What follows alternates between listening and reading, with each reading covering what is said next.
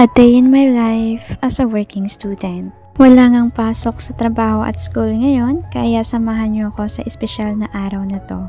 Espesyal ang araw na to dahil ito ang araw na isinilang ako sa mundo at nagpapasalamat ako kay Lord kasi binigyan niya na naman ng 1 taon ang buhay ko at sana Lord, maraming birthday pa ang ma-celebrate ko. Isinampay ko nga muna ang mga damit na nilabhan ko kahapon bago umalis. Dito kami sa Transport Hub nag-antay ng masasakyan, harap lang ng Festive Mall papuntang Muhon Terminal. Pagdating naman namin ng Muhon Terminal ay sumakay kami ng Miagao Bus. Sa bus na kami sumakay kahit pinipilit kami ng mga driver na sa jeep sumakay kasi nga mainit sa jeep. Inaantok na nga ako sa biyahe kasi malayo pala and when I see the Plaza of Kimbal na amaze ako kasi sobrang ganda niya. And finally, we're here in Miagao Church.